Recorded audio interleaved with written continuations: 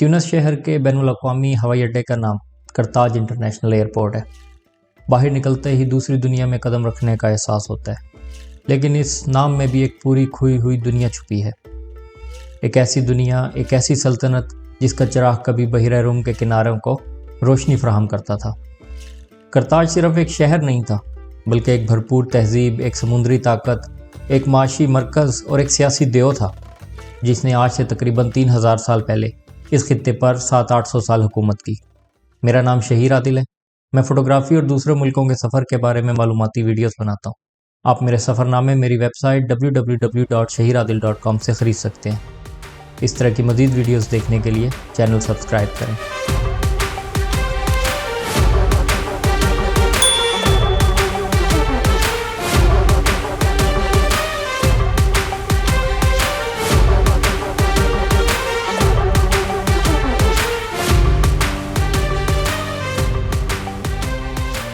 یہ وہ دور تھا جب یونان فلسفے کی منزلیں طے کر رہا تھا، روم اپنے پاؤں پھیلا رہا تھا اور کرتاج سمندروں پر حکمرانی کر رہا تھا۔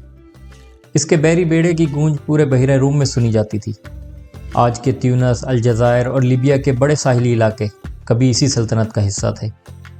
لیکن عجیب بات یہ ہے کہ یونانی اور رومن سلطنتوں کے بارے میں تو دنیا جدید تاریخ سے لے کر فلموں تک سب میں بات کرتی ہے، لیکن کرتاج کے بارے میں ہماری معلومات نہ ہونے کے برابر ہے۔ کیوں؟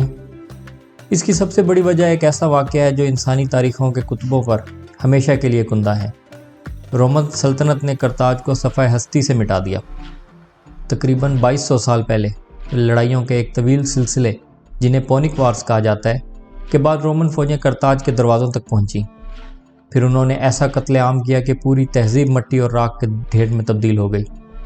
کہا جاتا ہے کہ رومنوں نے شہر کو جلانے کے بعد اس کی زمین پر نمک چھڑک دیا تاکہ وہاں پھر کبھی کچھ نہ اگ سکے۔ یہ حقیقت ہو یا مبالغہ، لیکن اس سے رومن ذہنیت کا اندازہ ہوتا ہے کہ وہ کرتاج کا نام تک دنیا سے مٹانا چاہتے تھے۔ آج کے رومن ہمدرد تاریخ دان اس بات سے انکاری ہیں۔ وہ کہتے ہیں کرتاج کا خاتمہ اس قدر مکمل تھا کہ اس کے لکھنے والے لوگ ہی باقی نہیں رہے، اس لیے اس کے بارے میں معلومات کم ہیں۔ لیکن میری ذاتی رائے اس سے مختلف ہے۔ تاریخ کو مٹانے کے لیے محض اتفاق کافی نہیں ہوتا، اس کے لیے ارادہ، طاقت اور منصوبہ بندی چاہیے ہوتی ہے، اور رومن نے یہ سب کچھ کیا۔ پوری تاریخ اٹھا کر دیکھیں، فاتح ہمیشہ صرف شہر نہیں جلاتے، وہ یادداشتیں بھی جلاتے ہیں، تاریخ بھی مسخ کرتے ہیں۔ سکندر نے پرانی لائبریریوں کو نظر آتش کیا، چنگیز خان نے شہروں کو صفحہ ہستی سے مٹایا، اسپین نے مایا اور ایسٹک تہذیبوں کے ذخائر جلا دیے، اور برطانوی نوآبادیاتی دور میں بے شمار مقامی تاریخیں دبا دی گئیں۔ کرتاج سے پہلے بھی ایسا ہوا اور کرتاج کے بعد میں بھی ہوا۔ فاتح جب بھی زمین جیت لیتا ہے تو اس کے بعد لوگوں کی یادداشت جیتنے کی کوشش کرتا ہے کہ کل جب کوئی سنے تو اسے صرف فاتح یاد رہے، مفتوح کا نام تک نہ بچے۔ اسی لیے کہتے ہیں کہ تاریخ ہمیشہ فاتح لکھتا ہے۔ رومنوں نے کرتاج کو مٹایا، لیکن صدیوں بعد جب ماہرین آثار قدیمہ نے اس کے کھنڈرات کھودنے شروع کیے تو مٹی میں دفن ایک عظیم تہذیب نے آہستہ آہستہ اپنا وجود دوبارہ منوانا شروع کیا۔ آج تیونس کے ہوائی اڈے کا نام چند محفوظ کیے گئے کھنڈرات اور عجائب گھروں میں رکھے نوادرات ہی اس عظمت کے وہ باقی ماندہ چراغ ہیں جنہیں پوری کوشش کے باوجود بجھایا نہ جا سکا۔ یہ ساری باتیں مجھے اس وقت پتہ چلیں جب ہم کلیبیا کے قدیم قلعے سے واپس آ رہے تھے۔ سمندر کے اوپر رات کی سیاہی، ہوا میں باغات کی خوشبو اور سامنے سے آتی لہروں کی آواز نے سفر کو کسی پرانی تاریخ کی کتاب جیسا بنا دیا تھا۔ بات قلعے کی اینٹوں سے شروع ہوئی تھی، وہی اینٹیں جنہوں نے کئی صدیوں کے بادشاہ، سپاہی، فاتح اور مفتوح سب دیکھے تھے۔ لیکن پھر نہ جانے کب گفتگو پرانی سلطنتوں کی سیاست سے ہوتی ہوئی ایک عجیب و غریب آئیڈیا کی طرف نکل گئی۔ اگر ہم پرانے زمانے میں بادشاہ ہوتے تو اپنی فوج کم سے کم خرچے میں کیسے بڑھاتے؟ ہم دونوں نے سوچا۔ یہ ایک نیم سنجیدہ بحث تھی، لیکن وقت گزرنے کے ساتھ ساتھ حقیقت کے قریب محسوس ہونے لگی کہ ہم خود بھی حیران رہ گئے۔ میزبان ہنستے ہوئے بولا، سب سے پہلے تو میں مذہب یا روایات کا سہارا لیتا تاکہ لوگ زیادہ بچے پیدا کریں۔ پھر اس نے اپنے ماسٹر پلان کا اگلا مرحلہ بتایا، وسائل کو جان بوجھ کر ضائع کرنا، زراعت ہو، معدنیات ہو یا تجارت، کسی چیز کو ترقی نہ کرنے دینا۔ یعنی ملک میں کھیتی کی زمینیں ہوں لیکن کسانوں کو بیج نہ دیا جائے، نہ اوزار، زمین کے نیچے سونا، چاندی، تانبا سب موجود ہو، مگر انہیں نکالنے کے لیے کوشش نہ کی جائے۔ یہ سب کیوں؟ میں نے پوچھا۔ جب لوگوں کے پاس روزگار ہی نہیں ہوگا، نہ ہنر نہ تعلیم، تو پھر وہ خود ہی فوج میں آئیں گے، کیونکہ انہیں اور تو کوئی کچھ آتا نہیں ہوگا۔ پھر تھوڑا سا پروپیگنڈا بھی ضروری ہے، عوام کو یہ احساس دلاؤ کہ دشمن ہر وقت گھات میں ہے، حالانکہ حقیقت میں پڑوس کی سلطنت تو شاید اپنے اسکولوں، سڑکوں اور عوام کی فکر میں لگی ہو، مگر لوگوں کو بس یہ لگنا چاہیے کہ بادشاہ ہی ان کی ڈھال ہے، ورنہ سب ختم ہو جائیں گے۔ اور ساتھ یہ بھی کہہ دو کہ ملک کے لیے جان دینا سب سے بڑی قربانی ہے، تاکہ لوگ اس چکر میں اور بھی آسانی سے فوج میں آئیں۔ وہ زور سے ہنس پڑا۔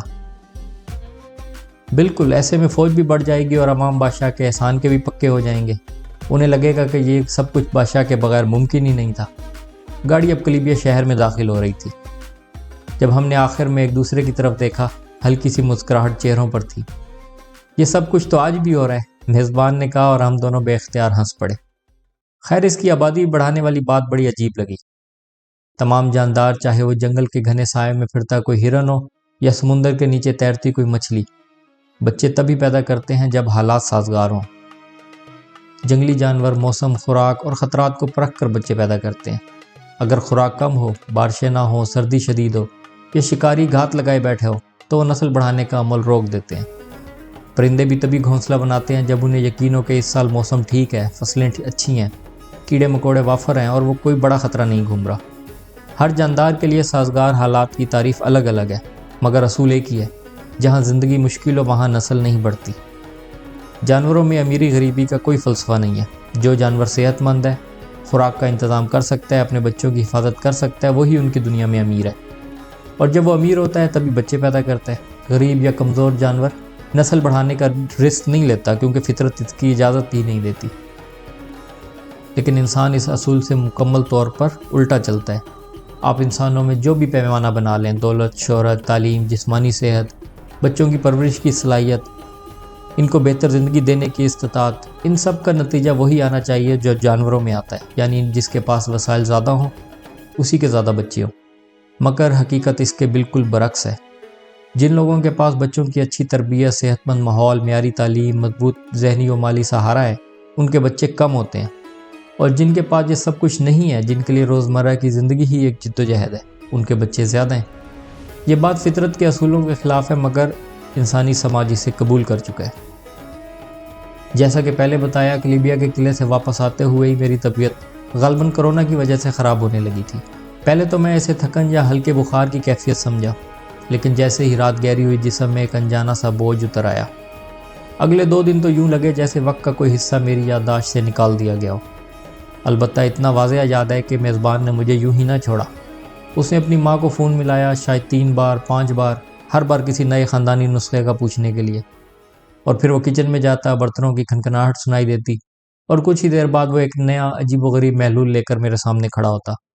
کچھ میں شہد ہوتا، کچھ میں لیموں، اور کچھ میں کوئی نامعلوم سی جڑی بوٹیوں کا ذائقہ۔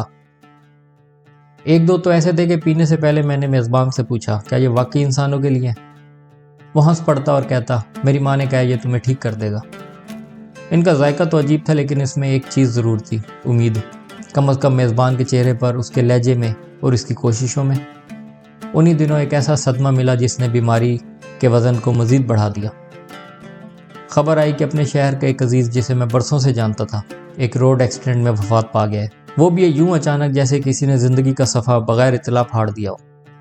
وہ خبر میرے اندر تک اتر گئی۔ بیماری کی کمزوری، ناگہانی موت کا دکھ، گھر سے دور ہونے کی تنہائی، اور پھر آگے آنے والے لمبے غیر یقینی سفر کی فکر، ان سب نے مل کر دل پر ایک عجیب گھٹن سی ڈال دی۔ ایک لمحے کو تو دل کیا کہ میں سب کچھ چھوڑ کر سیدھا گھر لوٹ جاؤں۔ کیا ضرورت ہے؟ صحت بھی خراب، دل بھی ٹوٹا ہوا، گھر کی یاد بھی ستا رہی ہے۔ حالانکہ گھر سے نکلے ابھی 1 ہفتہ بھی نہیں ہوا تھا، لیکن خیالات کا یہ ریلا تھمنے کا نام ہی نہیں لے رہا تھا۔ خیر، بیماری میں ایسا ہوتا ہی ہے۔ لیکن پھر دوسری طرف عقل کہہ رہی تھی کہ ایسے سفر کا موقع زندگی میں بار بار نہیں ملتا۔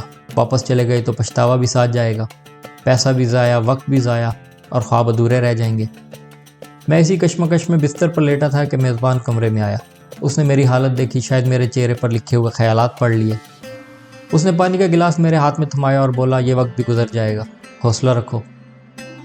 وہ جملہ شاید کسی کتاب میں پڑھا ہو، شاید اس کی ماں نے کہا ہو، یا شاید اس نے بس دل سے کہہ دیا ہو، لیکن اس ایک جملے نے میرے اندر کی ٹوٹی ہوئی لکڑی کو پھر سے سہارا دیا۔ ساتھ ہی طبیعت بھی سہل ہونے لگی۔ بخار کا زور ٹوٹ رہا تھا اور جسم آہستہ آہستہ اپنے پاؤں پر واپس آ رہا تھا۔ یوں لگا جیسے اندر کی بیماری کا سفر بحالی کی طرف گامزن ہو، اور باہر کا سفر تو ویسے ہی میرا منتظر تھا۔ اس طرح کی مزید ویڈیوز دیکھنے کے لیے چینل سبسکرائب کریں۔